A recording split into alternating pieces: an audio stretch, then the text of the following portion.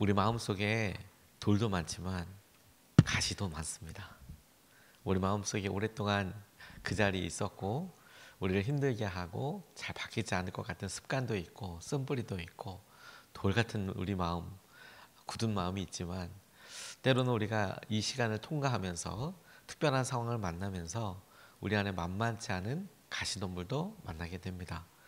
그리고 그 가시덤불의 정체에 대해서 주님께서 오늘 비유로 우리에게 이렇게 말씀하시는데, 이 씨 뿌리는 자의 비유가 어찌나 우리 삶에 그 말씀을 듣고 주저주저하거나 혹은 오래가지 못하거나 혹은 말씀대로 살아보려고 하는 우리가 느끼는 그런 느껴지는 마음에 대해서 이렇게 잘 설명하고 있는지 모르겠습니다. 우리의 삶의 염려나 두려움은 일부다라고 이야기할 만큼 그렇게 멀리 어쩌다 한번 찾아오는 일은 아닌 것 같습니다. 그래서 오히려 자연스러운 일이 아닐까? 우리가 두렵고 염려가 되는 것이 오히려 우리에게 자연스럽게 느껴지는 세상과 더 가깝고 현실과 더 가깝고, 그래서 그런 게 없는 삶이 아니라 있어서 극복하는 삶이 우리에게 더 중요한 믿음의 방향이라고 싶어요. 무슨 말이냐면 우리에게 유혹과 혹은 염려나 이런 것들이 없어지는 삶보다는 그런 삶을 마주하게 될 때 이겨내는 삶, 이게 중요하겠죠. 오늘 본문 말씀을 가만히 보고 가시덤불이어도 일단은 잘하네, 혹은 가시덤불이어도 일단 열매는 있겠네, 이렇게 생각해 볼 수 있는 면이 있지 않겠습니까? 그런데 주님의 기대를 생각하면 우리에게 전혀 다른 의미와 열심을 내어야겠구나, 이런 생각을 해보게도 됩니다. 도종환 님이 쓰신 흔들리며 피는 꽃이라는 시가 있는데, 흔들리지 않고 피는 꽃이 어디 있으랴. 이 세상 그 어떤 아름다운 꽃들도 다 흔들리면서 피었나니, 흔들리면서 줄기를 곧게 세웠나니, 흔들리지 않고 가는 사랑이 어디 있으랴. 젖지 않고 피는 꽃이 어디 있으랴. 이 세상 그 어떤 빛나는 꽃들도 다 젖으며 피었나니, 바람과 비에 젖으며 꽃잎 따뜻하게 피웠나니, 젖지 않고 가는 삶이 어디 있으랴. 우리 삶에 두려움과 염려 없이 가는 삶, 그냥 거저 이루어지는 삶이 어디에 있겠습니까? 다 그와 같은 일을 넘어서고 통과하게 되는 것이지요. 그런 의미에서 이 가시밭길 같은 우리의 밭은 우리의 삶을 정확하게 보여주는 한 모습이다라고도 싶습니다. 그런데 여러분, 우리가 식물을 가만히 바라보면 그 식물이 성장하는 과정마다 어려움이 도처에 있지요. 우리 손길이 필요할 때가 있습니다. 가만히 냅두면 자란다라고 싶지만 농부가 애써서 그 식물들의 손길을 더하고 노력을 더하는 이유는 그저 자라서 얻게 되는 열매가 아니라 많은 열매를 얻기 위한 분명한 목적이 있는 것 아니겠습니까? 앞서서 우리가 이 씨 뿌리는 자의 비유를 생각할 때 신실하시고 성실하신 농부의 손길이 있다, 주님의 손길이 있다, 그분의 손길과 그분이 하는 일들에는 분명한 목표와 목적이 있다, 열매를 거두는 것이다.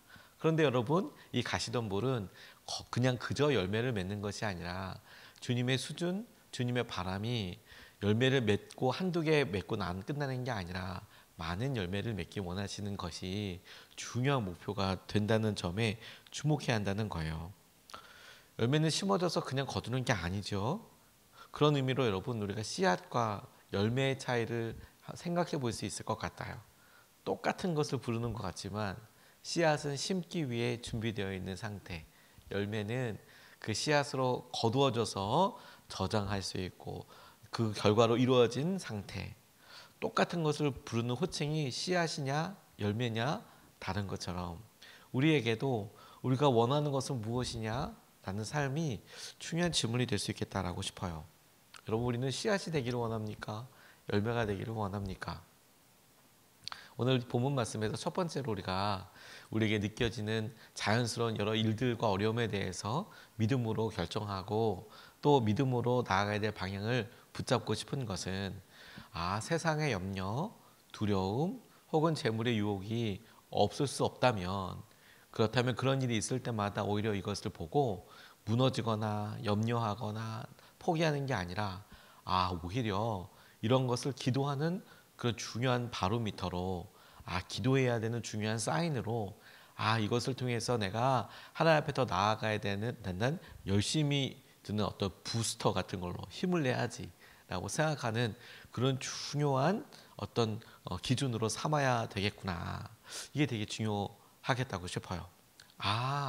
내 안에 열매와 그리고 더디 자라는 것 같은 느낌이 있고 열매가 없다고 생각되고 내가 이렇게 했는데 왜 이럴까라는 마음이 들 때 그걸 내 삶에 대한 평가와 판단으로 생각해서 안 되나, 난 안 되나 봐, 이게 아니라 내가 그렇게 느껴진다면 이 본문 말씀에 비추어 보니 기도하라고 이야기하시는 거구나. 이때가 7절 말씀이 이렇게 이야기합니다. 또 더러는 가시덤불 속에 떨어지니 가시덤불이 자라 그 기운을 막아버려서 열매를 맺지 못하였다. 이렇게 이야기합니다. 이 씨앗이 나달이 떨어진 그 장소가 가시덤불도 같이 있는 곳인데 그 가시덤불이 기운이 아주 창창해서 더 빨리 자란다는 것 아니겠습니까? 그래서 자라니까 처음에는 가시덤불 아래에서 싹도 볼 수 있고 심지어 자라기도 하죠. 근데 처음에는 똑같아 보이지만 시간이 지나면 지날수록 더 찌르는 것이 많고 더 비정상적으로 못 자라게 되기도 하고 처음에는 어떻게든 함께 해볼 수 있을 것 같지만 열매를 거두는 시간이 가까워질수록 더 힘들어지게 되는 것이 가시덤불 안에 있는 이 씨앗의 어떤 운명이랄까 처해져 있는 상황이랄까 싶지요. 다시 여러분, 처음에는 어떻게 해볼 수 있을 것 같아요? 그래, 이렇게 하면서도 나 얼마든지 열매를 맺어볼 수 있을 것 같아. 무엇과 함께 해도요, 염려와 걱정과 함께 해도 나 똑같이 할 수 있을 것 같아. 혹은 내가 심지어 이길 수도 있을 것 같아. 내가 염려 걱정이 있지만 난 믿으니까 난 할 수 있어. 이렇게 생각한다거나 유혹 가까이 있지만 나는 넘어지지 않을 수 있어. 나는 괜찮아. 혹은 세상에 얻은 욕심 이런 거 있어도 그래 나는 어떤 순간에도 난 믿음을 지킬 수 있어. 이렇게 생각을 하지만 같이 자라고 같이 시간이 지나고 나면 욕심의 크기가 훨씬 더 믿음이 자라는 크기보다 더 커지고 그리고 우리 안에 염려가 자라는 속도가 우리가 믿음으로 말씀으로 조금씩 성장하는 속도보다 비교할 수 없을 만큼 빠르고 유혹이 우리를 마음을 엄습해오고 우리 마음을 차지하는 그런 마음이 경건과 성숙과 그런 것을 느끼고 경험할 수 있는 것보다 성장이 훨씬 더 빠른 것처럼 느껴져서 같이 자라는 것 같지만 결국에 안 자란 것도 아닌데 분명히 성숙한 것도 성숙한 건데 나는 왜 이 모양일까? 난 왜 이렇게 힘들까? 그 이유가 뭐 때문이라고요? 유혹과 염려와 욕심들 때문에 그런 상황이 되어져 버렸다라는 거죠. 그런 여러분 우리가 거꾸로 그 상황에서 우리가 느끼는 감정이 있겠다고 싶어요. 나는 왜 믿음 생활을 이렇게나 오래 했는데 왜 잘한 것 같지 않을까요? 난 집사가 되고 권사가 되고 장로가 되고 목사가 됐는데 왜 나는 하나도 잘한 것 같지 않을까요? 왜 나는 하나도 이긴 것 같지 않을까요? 난 믿음 생활을 잘못해온 건가요? 우리는? 그게 아니고 믿음도 분명히 잘하고 그렇게 했지만 우리가 그렇게 작게 여기고 괜찮아 할 수 있어 그냥 내버려 두었던 믿음으로 처리하지 않고 그냥 내버려 두었던 그 일이 어느 순간에 우리보다 더 커져 있게 되는 것을 주님이 이렇게 보여주시는 거죠. 너 진 거 아니야. 하지만 염려와 유혹, 걱정 이게 더 빨리 자라. 가시덤불 속에 있는 딱 이 모습이 그렇다고 싶습니다. 그러니 여러분 우리의 마음속에 강조하듯이 내가 열매를 거두지 못하는 일이 반복돼요. 내가 어떻게 좀 될 것 같은데 매번마다 내가 동일한 일 때문에 무너지고 내가 힘들고 어렵고 불평하는 부분들을 가만히 보면 매번 그 방향이 똑같고 그렇다면 자신에게만 우리에게만 반복되는 일처럼 그렇게 느껴지고 염려가 되고 두려워한다면 어떤 유혹을 받는지 잘 보고 이것에 가시덤불이구나 가시덤불이구나 이것이 염려 때문이구나 이것이 하나님께서 하실 여러 일들 가운데 내가 내 유혹이 더 컸기 때문이구나 욕심이 더 컸기 때문이구나 이걸 거꾸로 알게 되는 중요한 바로미터로 삼아야 한다고요. 우리가 믿음으로 살아가게 될 때 하나님께서 하실 여러 일들과 기회를 스스로 갖게 되고 자신의 그런 기준들에 대해서 보는 것이 너무 중요하겠다라고 싶습니다. 우리가 운동을 이렇게 다시 결정할 때에도 몸의 몸무게를 본다거나 혹은 몸이 찌뿌둥하거나 혹은 어느 순간에 본인 스스로가 내가 좀 늘었다 혹은 내가 관절이 좀 힘들다 혹은 조금 더 예민하신 분들은 내가 요즘 혈압이 좀 있다 혹은 내가 요즘 이렇게 먹으면 소화가 잘 안 된다. 자기 나름대로 시간이 지나고 나면 딱 기준이 있죠. 이거 사인이 이런 거야. 이거 넘어가면 좀 더 힘들어.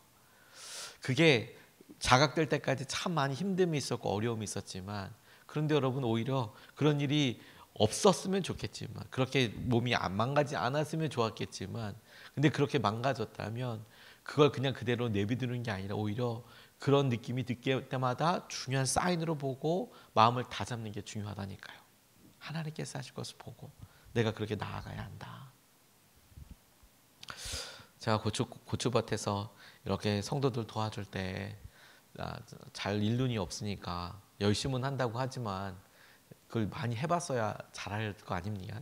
그러니까 잘 해본 적도 거의 없고, 그러니까 고추밭에서 일손 없다고 해서 조금 도와준다고 돕는데, 이 고추밭이 아주 노동 집약적인 그런 일입니다. 이렇게 엉덩이에다가 이렇게 엉덩이에다 붙여서 이렇게 같이 앉을 수 있는 방석이랄까 의자랄까 이런 거 하나 딱 차고, 그리고 이렇게 주저앉아서 조물조물 다니면서 이제 고추를 띄어내요. 그런데 이게 햇빛이 쨍쨍이고 그러니까 이런 말할 수 없이 덥고 힘든데, 제일 힘든 건 뭐냐면 이렇게 고추가 한참 날 때가 여름이잖아요.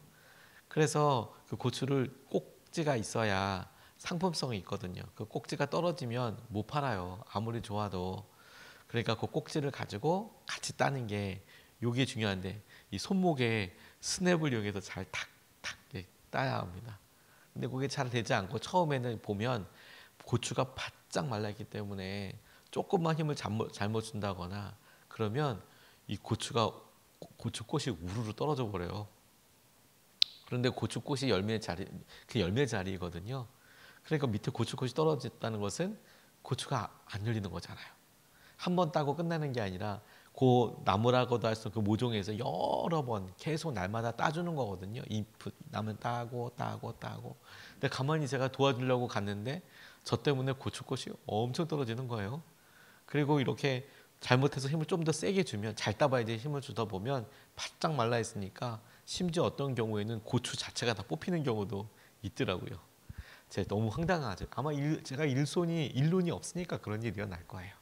근데 제가 그걸 이렇게 보면서 저는 거꾸로 이런 생각을 해봤습니다. 하나님이 보시기에 우리를 보고 열매를 맺기 원하시고, 그래서 심겨져 가고 좋은 열매, 많은 열매를 위해서 햇빛도 그리고 여러 상황들도 우리에게 다 공급해 주시지만, 정작 우리는 그 열매가 맺어가면서 햇빛이 너무 뜨겁고 이게 너무 상황이 힘들고 이렇게 고민하는데, 어쩌다가 우리가 하는 여러 일들 중에서도 고추꽃이 다 떨어지는 것처럼 우리가 열심을 내보고 염려와 걱정을 내보지만 잘 되고 있지 않을 때, 그것을 바라보시는 농부의 마음과 하나님은 어떤 마음일까? 이런 생각을 해보게 되는 것이죠. 우리가 내일 결론으로 보겠지만 주님께서 좋은 밭, 좋은 땅 이야기를 하면서 우리에게 100배, 60배, 30배의 열매를 맺는다면서요. 우리는 10배만 해도 괜찮아요, 주님. 그냥 하나만 맺어도 좋아요. 근데 주님은 30배, 60배, 100배가 아니라 처음부터 100배나 맺을 거야, 너희들. 근데 잘 안 돼? 가시나무 염려, 걱정이 있어? 그래서 60배. 100배를 거둬야 하는데 60배. 아니, 우리가 그걸 가만히 냅두지 않아서 또 있으니까 30배. 이렇게 되는 거예요. 이거 하나보다 30배가 플러스지라고 할 게 아니라 하나님의 기대의 분량을 생각해 보십시오. 그런 여러분, 우리가 우리 삶에서 열매 있고 은혜로운 삶을 위해서 가시덤불 조심해야 되는 거구나. 우리 가운데 염려와 걱정을 할 때마다 이거 영적인 가시덤불이구나. 주님 앞에 기도하고 의지해야겠구나. 이렇게 다져봤으면 좋겠습니다. 두 번째로 주목하고 싶은 것은 그 가시덤불을 언제 처리하는 게 제일 좋겠는가 하는 거예요.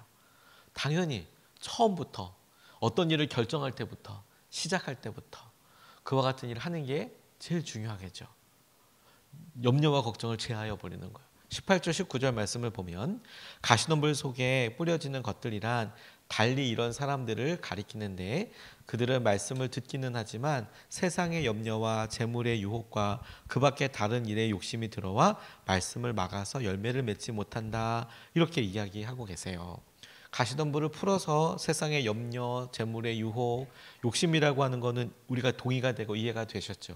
그리고 앞서서 말씀드리듯이 똑같이 심겨진 것 같지만 이것들이 더 생장 속도가 빠른 것처럼 기운을 가리는 것처럼 이렇게 쑥쑥쑥쑥 자라는 것처럼 느껴져서 뿌려진 씨앗이 열매를 맺지 못하는 게 아니라 적게 맺게 되는 거라니까요. 열매를 맺어야 될 때 정작 힘을 못 쓴다는 거거든요. 그래서 염려와 근심은 주님이 허락하신 일들을 온전히 누리는데 큰 방해가 돼요. 무슨 말이냐 여러분? 우리가 어떤 일을 믿음으로 시작해요. 그 일을 시작해서 꽤 시간이 지났어요. 그래서 이제 열매를 봐요. 근데 정작 본인은 믿음으로만 시작한 게 아니라 계속 염려하면서 이게 될까 안 될까 어떨까 계속 그렇게 노심초사하고 심지어 불평하고 그러지 않습니까? 그런 믿음으로 하나님께서 하신 일들이 열매가 있었으면 그것 자체로 아주 중요한 결과이고 생각해보면 참 좋은 하나님의 간섭하신 은혜가 있었지만 염려와 유혹과 근심으로 계속 해온 사람의 결과는 어떤 건지 아십니까? 그게 온전히 열매라고 느껴지지 않아요. 내 욕심도 한푼 들어가 있는 것 같고 내 근심도 한푼 들어가 있는 것 같아서 그게 열매라고 잘 느껴지지 않아요. 그래서 그걸 누리지를 못해요. 그게 우리의 어려움이라는 겁니다. 자녀들을 키우고 함께 할 때도 여러분 우리가 이 아이들을 믿음으로 쭉 이렇게 했었으면 아이들이 그래서 맺은 결과와 일에 대해서 아이 그렇지 잘했잖아 이렇게만 될 수 있지만 거기에 우리의 욕심도 좀 들어갔고 그때 그렇게 그 학원에 그렇게 하도록 하고 이런 걸 하게 되고 그러면 여러분 우리의 마음속에 생겨나는 결과에 대한 우리의 시선의 변화가 뭐냐면 내가 좀 더 잘해야 됐어 후회 내가 좀 더 어떻게 됐었어 이런 마음 이런 것들이 계속 있어서 온전히 일어나게 된 하나님의 일들을 발견하기보다 거기에는 실패감도 있고 거기에는 낮은 자존감도 있고 비교도 있고 경쟁도 있고 그래서 열매를 열매로 바라보지 못해요. 그래서 하나님이 하신 일이 100만큼 우리에게 큰 기쁨과 은혜가 있다면 정작 우리 마음속에 느껴지는 것은 열매가 작아진 것도 아니고 그것에 대한 어떤 게 당연히 우리 시선이 온전히 그게 열매라고 생각하지 못하고 한 30, 한 20, 한 10 이렇게 느끼게 된다고요. 실제로 열매도 작지만 그러니까 작게 볼 수가 없는 거죠. 할 수 있다면 언제 이와 같은 것을 제거하는 게 제일 좋습니까? 당연히 처음이죠 여러분. 처음에 우리가 봤을 때는 일을 시작하면서 믿음으로만 하는 게 아니라 이거 안 되는 거 아니야? 이거 해도 안 되는 거 아니야? 우리 자녀들 생각하면서 그러는 거 아니야? 이런 유혹과 찝찝함과 재물의 유혹과 이런 게 있을 때 아예 싹을 아니지 처음부터 하는 게 중요하지 처음부터 하는 게 되게 중요하고 그렇게 하는 게 제일 중요하지 시간이 지날수록 구분할 수도 없고 제거할 수도 없고 이런 상황을 또 받아들이게 되거든요. 그래 어려운 게 당연한 거지 이렇게 조용히 엄습하는 생각을 아무 생각에는 허락하지 않고 내게 그런 마음이 처음 떨어졌을 때 마음 먹은 것들에 염려와 유혹이 있는지 확인하고 기도하는 거죠. 그리고 온전히 내가 열매를 맺겠다 이렇게 다잡는 거죠. 이거 믿음으로 하나님께서 하실 것을 볼 거야 살아갈 거야 하게 될 거야. 주님은 우리에게 100배를 기대하신다고 했잖아요. 100배를 못 맺는다고 뭐라고 하시진 않지만 우리를 향한 농부의 기대감은 너 100배나 맺을 수 있어. 너의 품종은 너의 믿음은 너의 삶은 그리고 너에게 심겨진 말씀은 100배를 맺고도 넉넉히 남을 만큼이야. 이런 걸 기대하고 있는데 염려와 유혹을 넘어서기 위해서 내가 뭘 할 수 있을까? 그 처음부터 내가 말씀으로 믿음으로 살아야 되는 거구나. 그리고 그 가장 중요한 믿음의 행동과 표현이 뭐냐면 감사해버리는 거예요. 감사는 내가 이 일에 더 이상 내 염려와 욕심을 하지 않고 아이고 하나님 감사합니다. 아이고 하나님 믿습니다. 아이고 하나님 그렇게 제가 주님을 의지합니다. 그 감사가 영적인 필살기처럼 가시덤불 속에서도 그 가시덤불을 제하고 하나님께서 우리 생각의 틀을 해버리는 거죠. 무슨 소리야 이렇게 이사 왔을 때 감사했잖아. 가장 큰 감사였잖아. 무슨 소리야 우리 아이가 이렇게 될 때 얼마나 감사했는데 그 직장 갔을 때, 그 학교 갔을 때 얼마나 감사했는데, 무슨 소리야, 하나님께서 이 길로 인도해 주셨을 때 그게 얼마나 큰 감사였는데, 그래서 감사헌금도 어떻게 얼마나 했는데, 내 감사의 흔적들을 삼기고 그게 감사였지. 그럼 여러분, 염려나 걱정의 생각들이 속 들어서 이건 이런 거 아니야? 혹시 안 되는 거 아니야? 라는 생각이, 무슨 소리야, 이건 감사했던 건데, 이건 감사의 제목인데, 그 다음 감사를 발견하고 그 다음 하나님께서 하신 일들을 바라보고 인도해 주시더라. 이게 중요한 것 아니겠습니까? 조영기 목사님의 초기 설교에, 오래된 설교에 이런 본인의 경험했던 예화가 나왔다고 그래요. 저도 그 이야기를 전해 듣고 참 되게 도전을 많이 받았는데, 여의도 순복음교회가 처음부터 여의도에 있었던 게 아니라 제가 듣기로는 대조동인가 뭐 거기에 있었다고 그래요. 처음에는 천막 이렇게 있었다고 그래요. 그래서 지금은 전 세계에서 제일 큰 교회가 여의도 순복음교회이지만, 그래서 큰 교회, 크기 때문에 영향력 있는 교회로 이렇게 생각하지만, 조영기 목사님이 처음 그렇게 목회를 시작하실 때는 그러지 않고 천막이었다고 합니다. 뭐 사과개짝을 놔두고 했다, 뭐 이런 이야기를 하시는데, 기도밖에 할 수 없고 하는 상황. 그래서 나중에 어떤 분들이 물어봤대요. 목사님, 뭐 삼박자 축복, 그래서 축복 얘기 많이 하시는데 왜 그러세요? 이렇게 물어보니까, 내가 당시에 목회를 시작할 때만 해도 우리 성도들이 너무 가난하고 힘들고, 그리고 일용직 다 다니고, 그럼 그 성도들한테 무슨 얘기해 줘야 되냐고, 위로 얘기해 줘야 되냐고, 하루하루가 얼마나 기가 막힌 축복이 있는 삶인지 그거 강조할 수밖에 없었다고, 이렇게 이야기하실 정도로 정말 힘들고 어렵게 목회를 하셨답니다. 근데 그 천막교회에 어느 날 이렇게 보니까 새벽 예배를 이렇게 나오시는데, 한 분이 나오시는데 남자분이 이렇게 나와서 기도를 하시니까, 야, 참 되게 도전되고 힘도 됐잖아요. 그런데 이렇게 보니까 나중에 이제 잘 말을 이렇게 예배 오실 때 보니까, 다른 교회를 다니시는 성도님이고 집사님이셨다고 그래요. 근데 집이 근처에 있으니까, 교회가 근처에 있고 기도해도 되겠냐고, 얼마든지 기도하러 오시라고. 그리고 기도하고 이렇게 보고 만날 때마다 여러 상황들 이렇게 물어보니까, 사업을 하시는 분이더란 거죠. 사업을 하시는 분. 그리고 사업을 하시는데 또 잘 되더래요. 자기 성도님, 그 교회 성도님들 좀 잘 되면 되게 좋잖아요. 그런데 그래서 우리 성도들은 참 힘들고 어려운데, 그 집사님은 그렇게 사업도 잘 된다고 그러고 그렇게 하시더라는 거예요. 내심 부럽기도 하고, 근데 저 기도해서 그러는가 보다 이렇게 생각도 하고. 근데 이제 이분에게 그런 여러 가지 어떤 하나도 뭐 마음의 걸림이 아니라 딱 한 가지 조영기 목사님한테 마음의 걸림이 되는 그런 행동을 하나 이분이 하시더래요. 그게 뭐냐? 이분이 제일 늦게까지, 조영기 목사님이 제일 늦게까지 새벽에 이렇게 기도하시는데, 처음서부터 이렇게 보니까 안 가시더래. 이분이 안 가시고 계속 기도를 하시더라는 거죠. 그래서 왜 안 가시나? 그래서 그 되게 처음엔 좋게 느껴졌대요. 좋게 느껴지고, 그리고 이렇게 계속 보시고 그러는데 궁금하더래요. 뭘 놓고 기도하시나? 도대체 무슨 기도를 저렇게 하시길래 이렇게 오래 하시나? 그래서 기도 막 하시는데 가만히 옆에 가서 이제 기도 제목을 들어봤대요. 혹시라도 내가 도와드릴 일이 있나? 저렇게 남아서 오랫동안 기도하시니 뭐 도와드릴 일이 있나? 이렇게 해서 이제 본인이 그래도 자기가 개척도 했고 교회 목사고 제일 오래 기도해야지 이런 생각으로 가만히 이렇게 보다가 이렇게 가서 보니까 이분이 말을 똑같이, 방언도 아닌데 똑같은 말을 하시더라는 거예요. 아침에 새벽 예배 때 그 방언처럼 똑같은데, 좀 방언인가 생각하다가 똑같은 말을 계속 하시고, 뭔가 보니까 그저 감사합니다. 그저 감사합니다. 계속 그러고 계시더라는 거예요. 그저 감사합니다. 그저 감사합니다. 그저 감사합니다. 무슨 내용에 나오면 본인도 뭐가 좀 이렇게 뭐 사업이 됐나 보다, 어떻게 됐나, 뭐가 바뀌었나 보다, 이렇게 좀 기도 제목을 듣고 같이 기도도 할 수 있고 그럴 텐데, 그저 감사합니다. 이렇게 이야기를 하셔서, 그래서 이제 기다리다가 이분이 나중에 이제 가시려고 할 때, 집사님 도대체 무슨 기도 가지고 이렇게 이야기하냐고. 그러니까 이분의 대답이 너무 심플하게, 그저 감사합니다. 목사님한테 오히려 이렇게 대답하더래요. 그저 감사합니다. 그저 감사합니다. 조영규 목사님이 처음에 교회가 이렇게 설 때, 저분이 교회 자신이 하고 있는 여러 사업과 일들에 복을 받게 되고 은혜를 누릴 때 새벽에 저렇게 오랫동안 감사기도만 저렇게 하시는 거구나. 그저 감사하고, 생각날 때마다 아이고 그저 감사합니다. 주님. 그게 큰 은혜와 축복을 받게 되는 비결처럼 이렇게 느껴졌다. 그 이야기를 전에 이렇게 저도 설교 시간에 듣고 참 많이 마음에 도전이 되었습니다. 여러분, 아침을 우리가 시작합니다.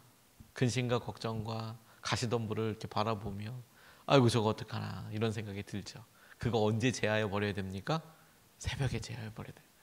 처음에 그런 일을 시작할 때 어떻게 하면 제하여집니까? 믿음으로 하게 되죠. 믿음으로 한다는 것은 또 어떻게 한다는 겁니까? 처음부터 감사로 시작하면 돼요. 감사합니다.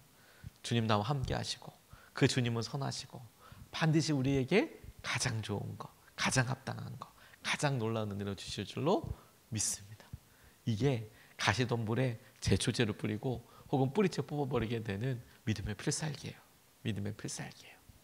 우리 마음의 염려가, 유혹이, 욕심이 계속 차오르는 것을 작게 여기지 마십시오. 그게 훨씬 성장 속도가 빠를 수 있어요. 열매 맺는 순간에 방해할 수 있어요. 당연한 게 아닙니다. 주님은 우리가 100배나 거둘 수 있다고 이야기하세요.